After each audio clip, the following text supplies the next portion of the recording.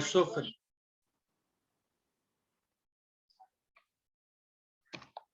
E para as religiões tradicionais, como eu já falei, castigo divino pode até mesmo assumir um caráter de eternidade, as penas eternas. No caso da injúria grave a uma divindade.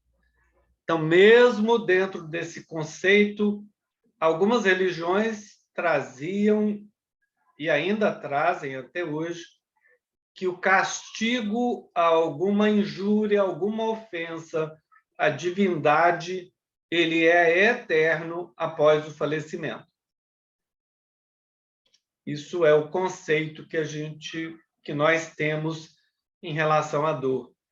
Vamos ver alguns aspectos da dor física, alguns aspectos da dor associada ao sofrimento. Sofrimento e dor física, em alguns conceitos, eles são iguais, mas vamos mostrar a diferença de dor física e sofrimento.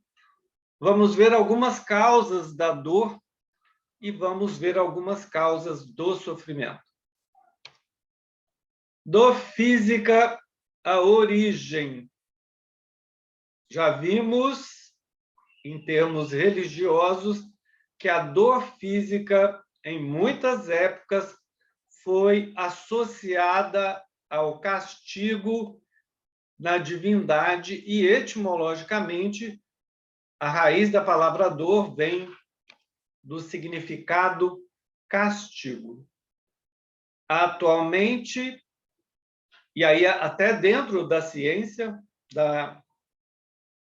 de algumas ciências que estudam a origem da dor, ela é trazida como um sinal vermelho, e aí a tela vermelha em relação à dor, que é um sinal de atenção. Alguma coisa está errada com aquele órgão que esteja em sofrimento, esteja na sensibilidade voltada para a dor. Se eu estou sentindo, se eu tenho um espinho cravado na minha sola do pé, isso vai trazer um desconforto imenso, e aí é um sinal de atenção que eu devo olhar para aquele órgão, para a pele. A pele é um órgão, maior órgão do ser humano, que a pele está sofrendo alguma agressão. Tem alguma coisa errada com ele que eu tenho que atender. Quando eu tenho dor torácica, tenho que fazer diferenciação. Se eu estou tendo uma pneumonia, se eu estou tendo um infarto, e assim é a atenção àquele órgão que está sofrendo. Então, a dor física encaramos como um sinal de agressão àquele órgão, qualquer que seja o órgão. Essa agressão pode ser direta, o espinho na pele. Essa agressão pode ser indireta, as sinalizações daquele órgão que está dando por uma agressão ao corpo físico. Pode ser um sinal à distância, a dor no pé pode ser um sinal de que eu estou com um problema lá na coluna, e aí a dor é a distância, a dor é referida, e pode ser um sinal de que eu tenho alguma coisa no pé. Então, ela pode ser a distância ou local que eu tenho que avaliar aquele órgão. Dor física. Vou passar duas imagens, as mais impactantes que eu já tive quando vi essas imagens. E aí a gente vai mostrar depois essas imagens, as referências dessas imagens. Dor física. Tem sangue na face dessa criança. Tem sofrimento nessa criança, sofrimento físico. impactado por um bombardeio. Ele é uma criança de 5 anos que estava na cidade de Alepo em 2015, na guerra lá da Síria, contra o regime do Assad, e essa criança foi impactada. Sofrimento físico. A dor pode ser associada ao sofrimento. E aí vamos ver alguns aspectos. Dor associada ao sofrimento. Ao lado da dor física do órgão agredido, da face daquela criança que está sangrando, tem uma ferida ali. Até essa dor é uma coisa desagradável. Tem algumas que são muito acentuadas, dor grave que traz a pessoa até para não conseguir trabalhar, não conseguir movimentar, as dores da coluna, as dores do infarto, as dores da pancreatite, são dores imensas e que elas comprometem até o desempenho no trabalho, na movimentação daquela pessoa, por ser muito desagradável, e elas podem estar associadas e sentidas com sensações de medo, de ansiedade, de angústia, de pavor, de desespero. Então, a dor física pode estar associada a essas sensações no ser humano. Desagradável a dor, mas que ela pode acompanhar dessas sensações. O sofrimento que a dor traz é resultante quase sempre da associação, e ele é confundido com a dor no local, no órgão, ou até mesmo realçada por ela. Quando eu tenho essas sensações de medo, de ansiedade, eu sinto de angústia, de desespero, de pavor, eu sinto que a minha dor ela é potencializada. E aí, uma coisa que é importante quando a dor está sendo associada a algum acontecimento, quando a dor está sendo potencializada por coisas que eu tenho dentro de mim. Então, o importante é sabermos dissociar a dor do sofrimento, porquanto se pode sentir dor sem sofrimento e sofrer muito sem a presença da dor. É interessante fazermos essa dissociação do sofrimento. A dor impacta enormemente a evolução da doença. Acompanhei alguns pacientes, vocês sabem que eu lido na área de saúde, acompanhei alguns pacientes que tiveram alguns tipos de cânceres impactantes, cânceres, por exemplo, de fígado, que a média de sobrevida desse tipo de câncer é em torno de 18 meses. Quando uma pessoa descobre esse tipo de câncer, em média, ela vive mais uns 18 meses. E tem outros tipos de câncer que não vai impactar em nada na vida dela. Tem alguns tipos de câncer de pele que a gente retira a lesão e a pessoa não vai ter nenhum impacto na vida, sequelas, metástases, por esses tipos de câncer. E algumas dessas pessoas com hepatoma, com câncer de fígado, embora elas tivessem uma sobrevida muito curta, dentro delas parecia que não tinha doença. Não sofriam, elas estavam com câncer, iam falecer em menos de 2 anos, em média, mas elas não estavam com câncer dentro da mente delas.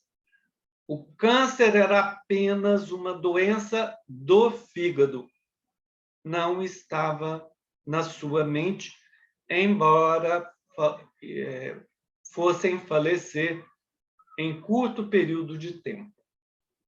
Uma outra vivência minha são pessoas que têm o diagnóstico de câncer de pele, basocelular é uma delas, em que, retirada a lesão inicial, no período inicial do aparecimento delas, praticamente 100% das pessoas não têm recidiva. Mas essas pessoas recebendo o diagnóstico de câncer impactavam tremendamente a vida delas. E elas passavam a viver rotuladas por elas, lógico, uma pessoa que teve, que tem, elas vivem muito isso no presente, o diagnóstico de câncer. Iriam viver mais 40, 30, 50 anos com o câncer dentro delas. E morriam, faleciam, sem ter nada a ver com a presença do câncer na vida delas. Podiam ter o mesmo câncer depois, podiam ter o câncer, outro tipo de câncer, podiam ter, às vezes, mais nada, falecerem de infarto, de derrame, sem ter nada a ver com a presença da lesão dentro delas, mas elas se sentiam como se estivessem com o câncer a vida toda. Sofrimento sem dor e dor sem sofrimento. A escolha é nossa. E aí, dor associada ao sofrimento. Essa criança tem um filme que passa, que foi uma das cenas mais impactantes que eu já tive. Tem sofrimento nessa criança que não é só dor. Esse olhar não é só de dor. Ele já tinha sido resgatado. Essa outra cena eu tive um impacto enorme com essa cena. Também lá da guerra da Síria.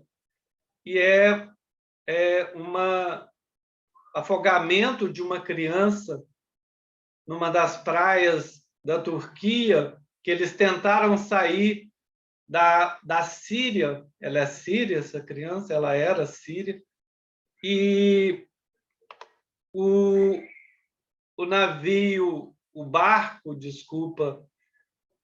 naufragou e o pai não conseguiu salvar, tinha 2 filhos e essa é a menor. Uma criança de 3 anos que o corpinho dela foi encontrado nessa ilha grega que eles estavam tentando, na Turquia, eles estavam tentando ir para essa ilha grega. Tem sofrimento para nós que estamos vendo a cena. Então, esse sofrimento é moral. Esse sofrimento não é dor de um órgão físico em nós, mas ele é moral. A dor associada ao sofrimento. E aí, essa associação ao sofrimento, esses sentimentos, essas sensações são potencializadores dessas dores. A culpa, o remorso, a vergonha, a perda de controle, a vulnerabilidade, são exemplos, e que elas estão relacionadas e potencializam o sofrimento, mesmo sem a presença da dor. Dor associada ao sofrimento. E aí o sofrimento é da consciência daquele que está passando e dos outros, também na consciência, o sentido moral do sofrimento. Alguns autores espíritas dizem e nos trazem que o sofrimento maior é o sofrimento moral. É o sofrimento da dor associada a algum desses aspectos: ansiedade, nervosismo, culpa, remorso, vergonha, etc. São os potencializadores desse sentimento. Portanto, a dor e o sofrimento são distintos. O sofrimento em si, a dor, desculpa, ela é física, é do órgão, ela pode ser uma dor moral, mas aí está associada ao sofrimento. Elas são distintas, a dor e o sofrimento. O sofrimento é muito mais ligado à parte existencial, moral, espiritual do ser, e está ligado, vinculado à consciência daquele indivíduo. Voltamos à dor. As causas da dor à luz da doutrina espírita. Mudamos o vermelho para a sinalização que estamos encaminhando de modificar o entendimento do sofrimento em relação à dor. Falamos que a dor está lá na consciência. E aí André Luiz nos traz uma imagem interessante, não é a frase dele, mas é o entendimento que ele nos traz, que somos os arquitetos de nós mesmos. Por milhares e milhares de encarnações, vamos construindo em nós mesmos, no processo evolutivo, no progresso da consciência, do entendimento das coisas, do nosso livre-arbítrio, utilizando o livre-arbítrio, vamos construindo o céu na nossa consciência, se realizamos as etapas evolutivas dentro de nós, buscando o bom, o belo e o bem, ou se agredimos a nós mesmos, se agredimos outras consciências, se violentamos o sentimento das pessoas, construímos o inferno dentro da nossa consciência. Falamos do livre-arbítrio. Somos, pois, os arquitetos de nós mesmos. Se estamos sofrendo, construímos, buscamos, procuramos espinheiros para todos nós. Se estamos relativamente felizes, é porque já fizemos alguns progressos morais que nos dão essa condição, porque não tem privilégios na criação divina. Se sofremos, construímos esse aspecto na nossa caminhada. Se estamos felizes, também somos os construtores dessa benesse, o bem, a felicidade, a harmonia dentro de nós. Quanto mais conscientes, quanto mais elevarmos o nosso nível de entendimento, o nosso nível de evolução espiritual, maior vai ser a responsabilidade de cada um. Quanto mais livres estamos do processo evolutivo obrigatório, quanto mais evoluímos em consciência, mais responsáveis somos com esses processos dentro de nós. Então, nível de consciência é um aspecto importante em relação à dor, com a responsabilidade de cada um. Assim como quase sempre o homem é o causador de seus sofrimentos materiais, também o será de seus sofrimentos morais. Pergunta que o Kardec fez aos codificadores da doutrina espírita. Assim como quase sempre o homem é o causador de seus sofrimentos materiais, também pode ser o causador dos sofrimentos morais. E aí a resposta que ele tem. Mais ainda, porque os sofrimentos materiais, algumas vezes, independem da vontade daquele que está passando. Mas o orgulho ferido, a ambição frustrada, a ansiedade da avareza, a inveja, o ciúme, todas as paixões ligadas ao orgulho e ao egoísmo, numa palavra, são torturas da alma. Quanto mais evoluído, menos essas torturas eu tenho.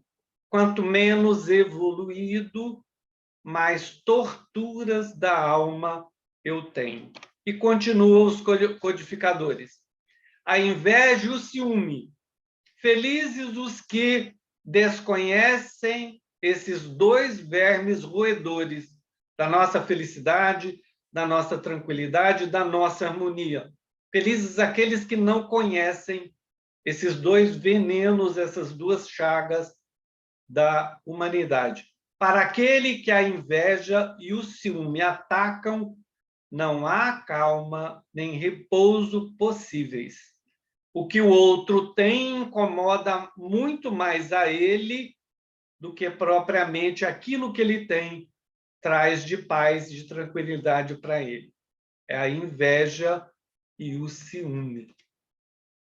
E continua os espíritos da codificação na pergunta 933 do Livro dos Espíritos. À sua frente, como fantasmas, que lhes não dão tréguas e o perseguem até durante o sono, se levantam os objetos da sua cobiça, do seu ódio, do seu despeito. Doutrina espírita trazendo entendimento para todos nós. Vamos lá no Evangelho.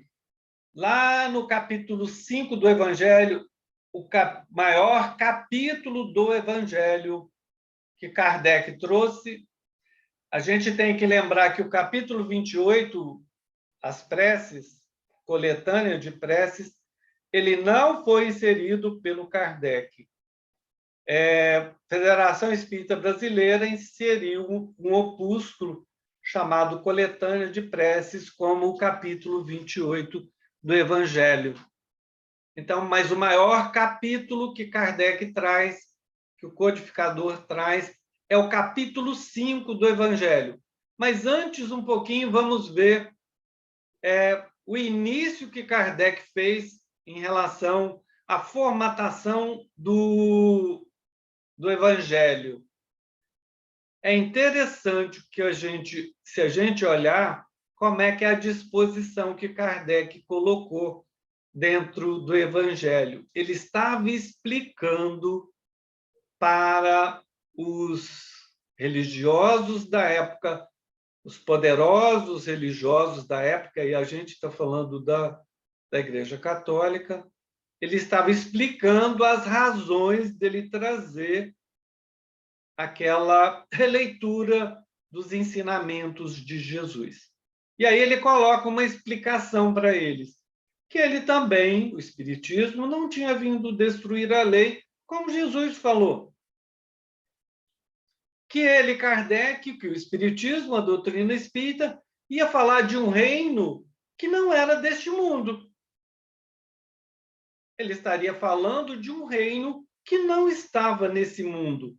Não, portanto, sem atingir profundamente as bases do entendimento das religiões daquela época, principalmente do catolicismo. E que, em outra situação, ele estava falando de locais, de moradas da casa do Pai, que ele tinha falado no ensinamento de Jesus, que tinha muitas moradas na casa do Pai. E aí, uma outra releitura que ele traz interessante é que ele ia associar a reencarnação, que o catolicismo não aceitava, mas que ele iria associar a doutrina dele com a reencarnação e que ninguém poderia ver o reino de Deus, esse reino que não é desse mundo, se não nascesse de novo. E aí traz ele como se fosse o primeiro capítulo do Evangelho específico, ele traz o capítulo 5, que é bem-aventurado os aflitos. E aí, entre outros, alguns assuntos tratados por Kardec no Evangelho segundo o Espiritismo, temos a justiça das aflições. Como pode a aflição ter justiça? E aí o entendimento dele explicando para nós as causas atuais das aflições. Por que sofremos agora? Lá na resposta da 933, ele fala que a grande maioria é por causa do nosso livre-arbítrio nessa encarnação, mas que tem outras que não temos condições de colocar, porque elas são anteriores às nossas aflições, anteriores à encarnação atual, e que elas estariam localizadas lá em outros momentos da nossa experiência milenar. Fala sobre o esquecimento do passado, fala dos motivos de resignação que a pessoa deve ter em relação ao sofrimento, à aflição, como ele chama, fala de como é que podemos sofrer bem e sofrer mal, como é que é o procedimento daquele que sofre, e aí vinculando muito, sem ficar murmurando sobre o sofrimento dele. Fala também que a felicidade não é deste mundo, especificando esse mundo atual que ele estava falando, mundo ainda de expiação e provas. Fala das provas voluntárias que podemos escolher, e não a expiação em si, como sofrimento. Fala o que é a desgraça real para aquele que sofre, e fala qual é o verdadeiro sacrifício. Tem vários outros itens, mas os mais importantes que eu, no meu entendimento, pelo menos para a situação atual, os verdadeiros sacrifícios que a pessoa deve fazer, o verdadeiro cilício, é na luta que ele tem contra ele, dentro dele, contra o orgulho e o egoísmo. E aí, causas do sofrimento. Sofrimento. O homem praticando o mal cria vibrações destoantes que repercutem em si mesmo. Elas são gravadas em nós mesmos. Gravamos em nós essas vibrações distoantes quando a gente está fazendo coisa errada. Essas gravações, os registros de de regressão de memória, quando as pessoas estão fazendo esse tipo de regressão de memória, vinculando a sofrimentos que as pessoas estão fazendo, o que mostra para a gente é que as ligações, as vibrações desequilibradas são gravadas no nosso espírito, na nossa mente, muito mais com energia, muito mais potencializada do que as vibrações em que estamos felizes. Quando a gente faz regressão, a pessoa vai colocando épocas e aí quem está fazendo a regressão pergunta quais são os acontecimentos ali e quase sempre ela vincula acontecimentos ligados às vibrações distoantes, a vibrações ligadas às dificuldades, aos sofrimentos, às injustiças, às traições que eram feitas. Então, o que mais grava com energia, em quantidade de energia, são essas vinculações ligadas às dificuldades que a gente tem. E aí, essas vibrações vinculam a nossa consciência ao agredido. Então, aquela consciência do agredido está vinculada à minha, que fiz mal a ele, de acordo com os ensinos de Jesus. Isso está registrado em Apocalipse, no capítulo 22, 12, que a cada um segundo as suas obras. Vinculamos o sofrimento àquilo que impomos às pessoas e estamos vinculados mentalmente àquele que devemos. A cada um os ensinamentos de Jesus, a cada um segundo as suas obras. Então, assim, qualquer deslize praticado contra outrem será submetido ao júri da consciência do infrator, está registrado na consciência dele, advindo, então, o resultado compatível com a falta assumida. Está registrado em mim aquilo que eu fiz de mal àquela pessoa. Então, o juízo, a consciência que eu estou julgando, ela está dentro de mim mesmo e ela necessita de reparação. E aí, primeiramente, esse sofrimento começa pelo remorso. Meu Deus, fiz isso contra aquela pessoa. Traí os sentimentos daquela pessoa. Agredi aquela pessoa. Assassinei aquela pessoa. Isso está registrado dentro de mim. E aí vem o remorso com o conhecimento dessa falta, desse deslize. Importante o ensino de Jesus de que a liberdade só será dada a essa pessoa após o pagamento das dívidas. Como é que ele fala para a gente que a gente deve fazer com a nossa dívida? Em verdade te digo que não sairás dali da prisão, daquilo que está me mantendo preso àquela pessoa, das minhas grades que eu construí nas minhas encarnações, daí não sairemos enquanto não pagarmos o último centavo. Isso é ensinamento que está em Mateus, no capítulo 5, versículo 25 e 26. E aí, o Novo Testamento relata que o mestre, na dimensão espiritual, visitou e pregou aos espíritos em prisão. Isso é a primeira epístola de Pedro, no capítulo 3, versículo 19. Visitou e pregou aos espíritos que estavam em prisão. E aí esse texto mostra para a gente que a gente não pode pensar em penas eternas aí.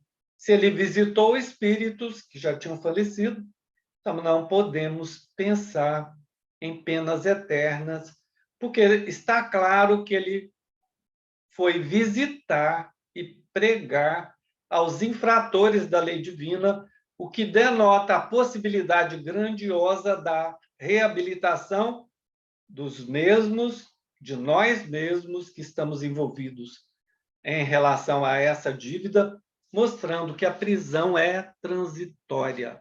O suplício, o sofrimento é temporário e a misericórdia divina não tem limites. Não há, portanto, penas eternas.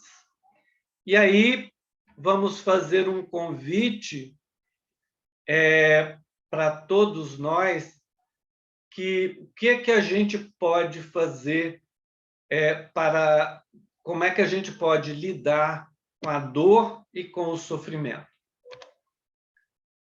Vou usar um texto do Chico, ele é do Emmanuel, mas eu vou usar um texto do Chico, em que é conhecido como Não Te Entregues à Dor, mas ele não é.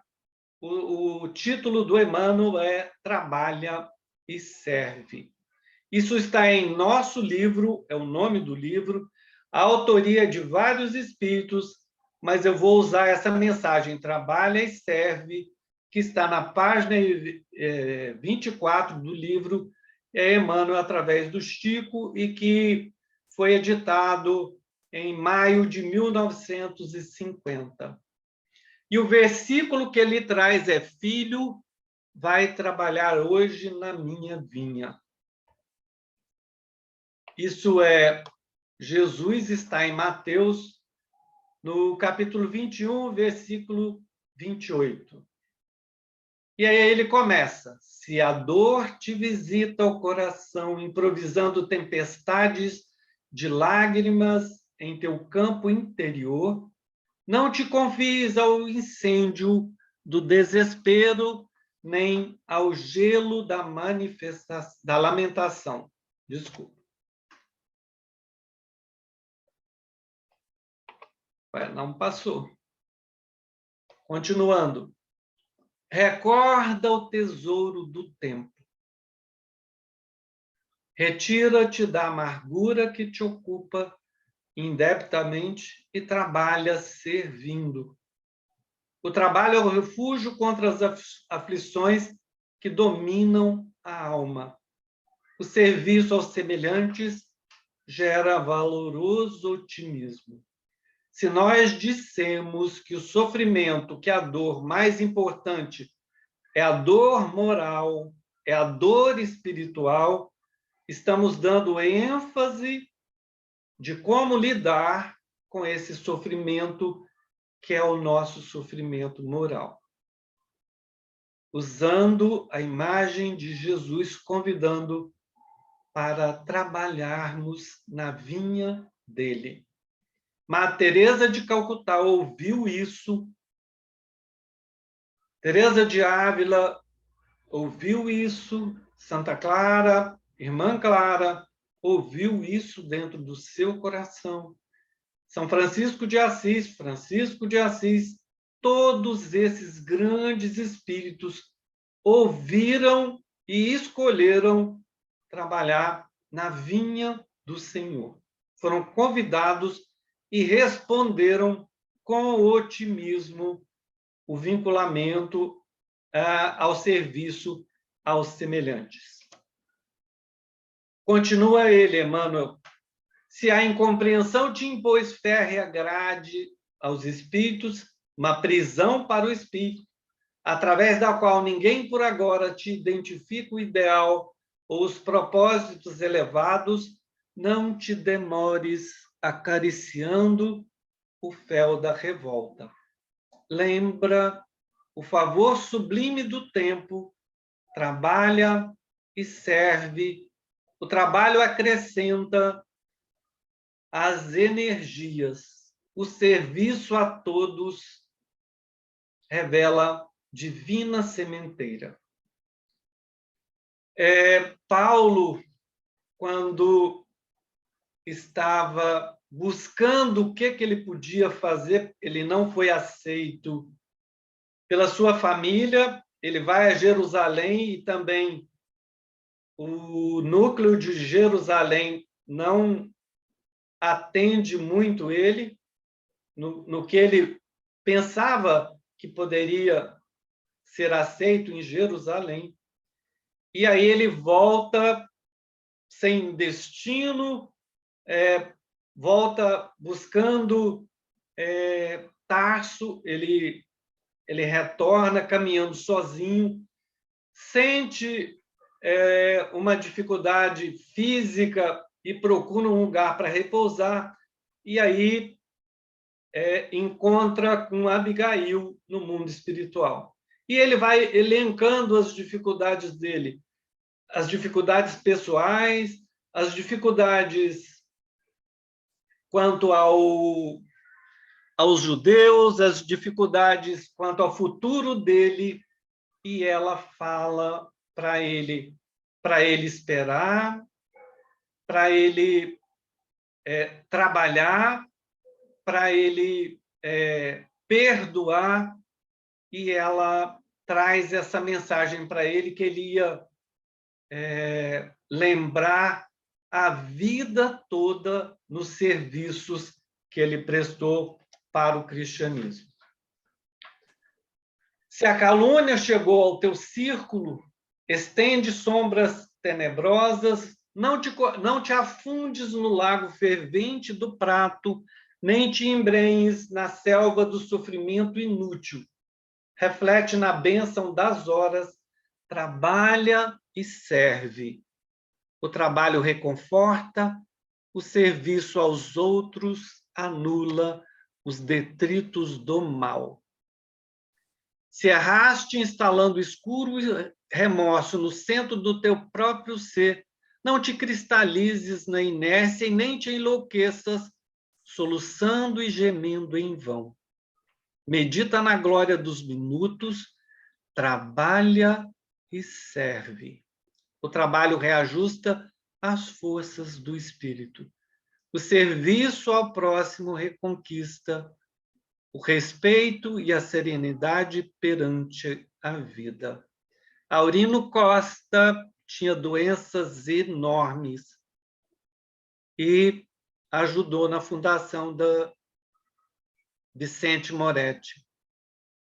Irmã Dulce tinha uma asma que podia deixar ela internada todos os tempos em relação a não exercer trabalho, mas escolheu trabalhar.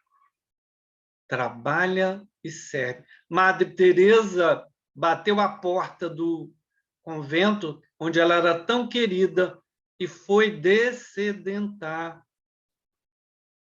Pessoas que nem era da raça dela, ela foi descedentar essas pessoas em relação ao sofrimento.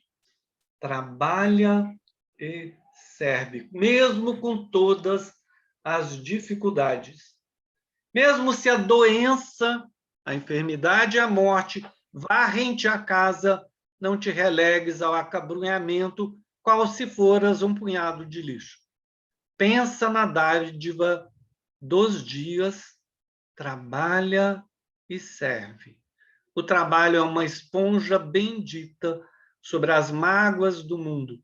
O serviço no bem de todos é um milagre renovador. Trabalha e serve aos outros. Na luta e na tranquilidade, estou finalizando, Armando. Na luta e na tranquilidade, no sofrimento e na alegria, na tristeza ou na esperança, segue agindo e auxiliando. Trabalha e serve.